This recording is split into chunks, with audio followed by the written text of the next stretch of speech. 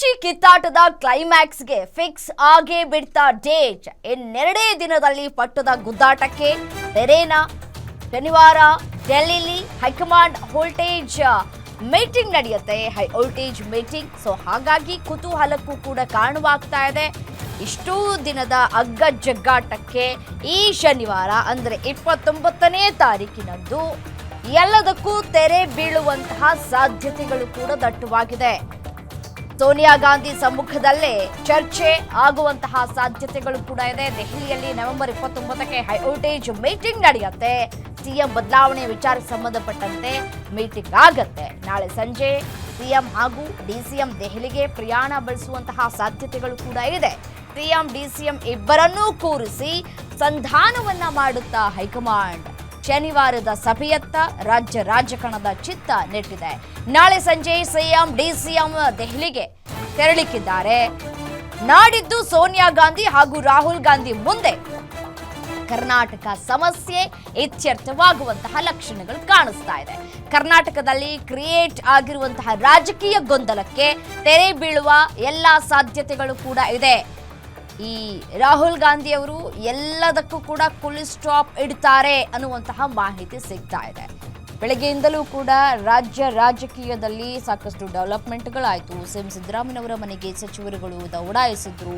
ಮತ್ತೊಂದು ಕಡೆ ಡಿ.ಕೆ. ಶಿವಕುಮಾರ್ ಅವರ ಮನೆಗೆ ಶಾಸಕರುಗಳ ಆಗಮನ ಆಗ್ತಾ ಇತ್ತು. ಮಲ್ಲಿಕಾರ್ಜುನ ಖರ್ಗೆ ಅವರು ಕೊಟ್ಟಂತಹ ಹೇಳಿಕೆ ಸಾಕಷ್ಟು ಕುತೂಹಲಕ್ಕೂ ಕೂಡ ಕಾರಣವಾಗಿತ್ತು.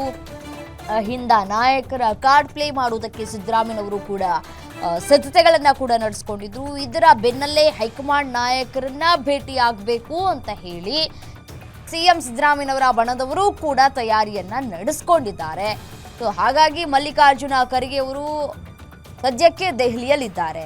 ದೆಹಲಿ ನಾಯಕರನ್ನ ಭೇಟಿ ಆಗುವುದಕ್ಕೆ ಸಿದ್ಧತೆಗಳನ್ನ ಸಿಎಂ ಬಣ ಮಾಡಿಕೊಂಡಿದೆ. ಯಾಕೆಂತಂದ್ರೆ ಈಗಾಗಲೇ ಡಿ.ಕೆ. ಶಿವಕುಮಾರ್ ಅವರ ಬಣ ಮೂರು ಬಾರಿ ಹೋಗಿ ಹೈಕಮಾಂಡ್ ನಾಯಕರನ್ನ ಭೇಟಿ ಮಾಡ್ಕೊಂಡು ವಾಪಸ್ ಆಗಿದೆ.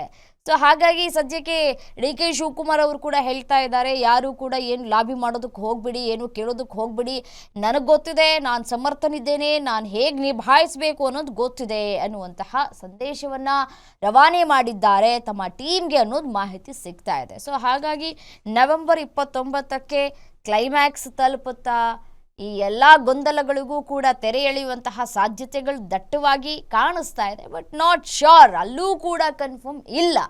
ಯಾಕೆಂತಂದರೆ ಇನ್ನೂ ಕೂಡ ರಬ್ಬರ್ ಎಳ್ದಂಗೆ ಎಳೀತಾ ಇದ್ದಾರೆ. ಎಲ್ಲಿ ತನಕ ರಬ್ಬರ್ನ ಎಳೆಯೋದಕ್ಕೆ ಸಾಧ್ಯ ಆಗುತ್ತೋ ಅಲ್ಲಿ ತನಕ ಎಳೆದಾಮೇಲೆ ರಪ್ ಅಂತ ಬಿಡ್ತಾರೆ.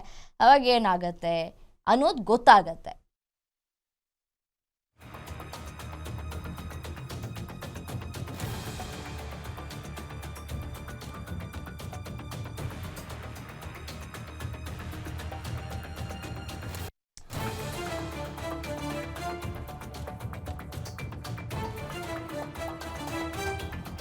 ದೆಹಲಿಯಲ್ಲಿ ನವೆಂಬರ್ 29ಕ್ಕೆ ಹೈ ವೋಲ್ಟೇಜ್ ಮೀಟಿಂಗ್ ನಡೆಯುತ್ತೆ.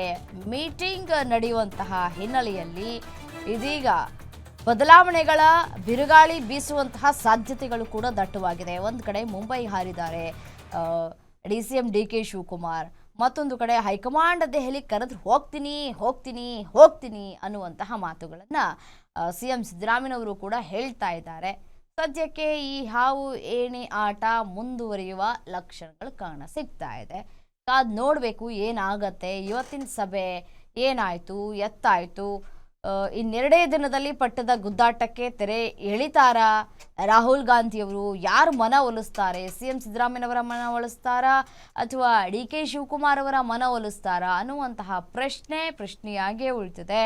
ಸಿಎಂ ರವರನ್ನ ಕೆಳಗಿಳಿಸಬೇಕು ಅಂತಂದ್ರೆ ಸಿಎಂ ಕೂಡ ಅಲ್ಲೊಂದು ಕಾರ್ಡ್ ಪ್ಲೇ ಮಾಡುವಂತಹ ಸಾಧ್ಯತೆಗಳು ಕೂಡ ಇದೆ. ಅಹಿಂದ ನಾಯಕರನ್ನೇ ಮಾಡೋದಾದ್ರೆ ಸಿಎಂ ಮಾಡಿ ಅಂತ ಹೇಳಿ ಅವರು ಕೂಡ ಒಂದು ಕಾರ್ಡ್ ಪ್ಲೇ ಮಾಡೋದಕ್ಕೆ ಸಿದ್ಧತೆ ಮಾಡ್ಕೊಂಡಿದ್ದಾರೆ ಅನ್ನುವಂತಹ ಮಾಹಿತಿ ಸಿಗ್ತಾ ಇದೆ. ಅದರಂತೆಯೇ ಅಹಿಂದ ನಾಯಕರು ಇವತ್ತು ಭೇಟಿ ಮಾಡಿದ್ದು ಕೂಡ ಹೌದು. ಇದೇ ವಿಚಾರಕ್ಕೆ ಸಂಬಂಧಪಟ್ಟಂತೆ ಮತ್ತಷ್ಟು ಡೀಟೇಲ್ಸ್ ಕೊಡ್ತಾ ಹೋಗ್ತಾರೆ Maruti Pavagada, political bureau head ದೂರವಾಣಿ ಸಂಪರ್ಕದಲ್ಲಿದ್ದಾರೆ. ಮಾರುತಿ, ನವೆಂಬರ್ 29ಕ್ಕೆ ಈ ಹಗ್ಗ ಜಗ್ಗಾಟಕ್ಕೆ ತೆರೆ ಎಳೆಯುವಂತಹ ಸಾಧ್ಯತೆಗಳು ಎಷ್ಟರ ಮಟ್ಟಿಗಿದೆ ಅಂತ ಹೇಳಿ. ರಮ್ಯಾ, ಕಾಂಗ್ರೆಸ್ ಹೈಕಮಾಂಡ್ ಮೂಲಗಳಿಂದ ಸಿಗ್ತಿರುವಂತಹ ಮಾಹಿತಿಯ ಪ್ರಕಾರ ನಾಳೆ ಸಂಜೆ ಡಿ ಕೆ ಶಿವಕುಮಾರ್ ಹಾಗೂ ಸಿದ್ದರಾಮಯ್ಯ ಇಬ್ಬರನ್ನು ಕೂಡ ಜೈಲಿಗೆ ಬರುವಂತೆ ಈಗಾಗಲೇ ಸೂಚನೆಯನ್ನ ಕೊಡಲಾಗಿದೆ. ಹೀಗಾಗಿ ನಾಳೆ ಸಂಜೆ ಸಿದ್ದರಾಮಯ್ಯ ಮತ್ತೆ ಡಿ ಕೆ ಶಿವಕುಮಾರ್ ಇಬ್ರು ಕೂಡ ಪ್ರತ್ಯೇಕವಾಗಿ ಪ್ರವಾಸವನ್ನ ಕೈಗೊಂಡಿದ್ದಾರೆ. ದೆಹಲಿಯಲ್ಲಿ ನಾಡಿದ್ದು ಸೋನಿಯಾ ಗಾಂಧಿ ಮತ್ತೆ ರಾಹುಲ್ ಗಾಂಧಿ ಮಲ್ಲಿಕಾರ್ಜುನ್ ಖರ್ಗೆ ಅವರ ಮುಂದೆ ಈ ಸಮಸ್ಯೆಯನ್ನ ಬಗೆಹರಿಸಬೇಕು ಅನ್ನುವಂತ ಒಂದು ನಿರ್ಧಾರಕ್ಕೆ ಕಾಂಗ್ರೆಸ್ ಹೈಕಮಾಂಡ್ ಬಂದಿರುವಂತದ್ದು. ಹೀಗಾಗಿ 29ನೇ ತಾರೀಕು ನಡೆಯುವಂತಹ ಸಭೆ ಬಹಳಷ್ಟು ಮಹತ್ವವನ್ನ ಪಡ್ಕೊಂಡಿದೆ. ನಾಳೆ ಸಂಜೆ ಇವರು ಬೆಂಗಳೂರು ಬಿಟ್ರೆ ನಾಳೆ ರಾತ್ರಿ ಕಾಂಗ್ರೆಸ್ ಹೈಕಮಾಂಡ್ ಭೇಟಿ ಮಾಡೋದು ಡೌಟ್. ಹಾಗಾಗಿ ನಾಡಿದ್ದು ಸೋನಿಯಾ ಗಾಂಧಿ ಅವರ ಸಮ್ಮುಖದಲ್ಲಿ ಈ ಸಮಸ್ಯೆ ಬಗೆಹರಿಸಬೇಕು ಅನ್ನುವಂತ ಒಂದು ನಿರ್ಧಾರಕ್ಕೆ ಎಐಸಿಸಿ ಅಧ್ಯಕ್ಷರಾಗಿರುವಂತಹ ಮಲ್ಲಿಕಾರ್ಜುನ್ ಖರ್ಗೆ ಅವರು ಬಂದಿರುವಂತದ್ದು. ಯಾಕಂತ ಹೇಳಿದ್ರೆ ಮೊನ್ನೆ ಮಲ್ಲಿಕಾರ್ಜುನ್ ಖರ್ಗೆ ಅವರನ್ನ ಡಿ ಕೆ ಶಿವಕುಮಾರ್ ಅವರು ಭೇಟಿ ಮಾಡಿದಾಗ ಇದೇ ವಿಚಾರವನ್ನ ಪದೇ ಪದೇ ಪ್ರಸ್ತಾಪ ಮಾಡುವಂತ ಒಂದು ಕೆಲಸವನ್ನು ಮಾಡಿದ್ರು. ನಾನು ಜೈಲಿಗೆ ಹೋದಂತ ಒಂದು ಸಂದರ್ಭದಲ್ಲಿ ನನ್ನನ್ನ ಜೈಲಲ್ಲಿ ಭೇಟಿ ಮಾಡಿದಾಗ್ಲೂ ಕೂಡ ಸೋನಿಯಾ ಗಾಂಧಿ ಅವರು ನನಗೆ ಭರವಸೆಯನ್ನು ಕೊಟ್ಟಿದ್ರು ಅನ್ನುವಂಥದ್ದು. ಅದಕ್ಕೂ ಮೊದಲು ಆಸ್ಪತ್ರೆಯಲ್ಲಿ ಅಹಮದ್ ಪಟೇಲ್ ಅವರು ಸೋನಿಯಾ ಗಾಂಧಿ ಅವರ ಪರವಾಗಿ ಬಂದಾಗ ನನ್ನ ಭೇಟಿ ಮಾಡಿದಾಗ ನನಗೆ ಕೊಟ್ಟಂತಹ ಮಾತು ಕೂಡ ಅದೇ ಆಗಿತ್ತು ಅನ್ನುವಂಥದ್ದು. ಹೀಗಾಗಿ ಈ ಸಮಸ್ಯೆಯನ್ನ ಸೋನಿಯಾ ಗಾಂಧಿ ಅವರ ಮುಂದೆ ಬಗೆಹರಿಸಬೇಕು ಅನ್ನುವಂತಹ ಒಂದು ಮನವಿಯನ್ನ ಮಾಡ್ಕೊಂಡಿದ್ರು. ಹೀಗಾಗಿ ಸೋನಿಯಾ ಗಾಂಧಿ ಅವರು ಬಂದ ಬಳಿಕ ಈ ಸಮಸ್ಯೆಯನ್ನ ಬಗೆಹರಿಸೋಣ ಅನ್ನುವಂತ ಒಂದು ರೀತಿ ಯೋಚನೆ ಮಾಡಿದ್ರು ಅಂತ ಕಾಣಿಸುತ್ತೆ. ಇವತ್ತು ಸಂಜೆ ದೆಹಲಿಗೆ ವಾಪಸ್ ಆಗ್ತಾ ಇದ್ದಾರೆ ಸೋನಿಯಾ ಗಾಂಧಿ ಅವರು. ನಾಳೆ ನಾಳೆ ಸಂಜೆ ಸಿದ್ದರಾಮಯ್ಯ ಮತ್ತೆ ಡಿ ಕೆ ಶಿವಕುಮಾರ್ ಇಬ್ರು ಕೂಡ ದೆಹಲಿಗೆ ಹೋದ್ರೆ ನಾಡಿದ್ದು ಸೋನಿಯಾ ಗಾಂಧಿ ಮತ್ತೆ ರಾಹುಲ್ ಗಾಂಧಿ ಅವರ ಸಮ್ಮುಖದಲ್ಲಿ ಇಬ್ಬರನ್ನ ಕೂರಿಸಿ ಮಾತುಕತೆ ಆಡುವಂತಹ ಸಾಧ್ಯತೆಗಳು ಬಹಳಷ್ಟು ದಟ್ಟವಾಗಿದ್ದಾವೆ. ಹೀಗಾಗಿ 29ನೇ ತಾರೀಕು ಕಳೆದ 15 ದಿನಗಳಿಂದ ಏನು ಚರ್ಚೆ ಆಗ್ತಿತ್ತು ನಾಯಕತ್ವ ವಿಚಾರಕ್ಕೆ ಸಂಬಂಧಪಟ್ಟಂತೆ ಅಗ್ಗಜಗ್ಗಾಟ ಏನ್ ನಡೀತಾ ಇತ್ತು, ಹೈಡ್ರಾಮಾ ಏನ್ ನಡೀತಾ ಇತ್ತು, ಅದಕ್ಕೆ ತಿಲಾಂಜಲಿ ಇಡುವಂತಹ ಒಂದು ಕೆಲಸವನ್ನ ಕಾಂಗ್ರೆಸ್ ಹೈಕಮಾಂಡ್ ಮಾಡುವಂತಹ ಒಂದು ಸಾಧ್ಯತೆ ಇದೆ. ರಮ್ಯಾ, ಓಕೆ, ಥ್ಯಾಂಕ್ ಯು ತಮ್ಮೆಲ್ಲ ಮಾಹಿತಿಗೆ.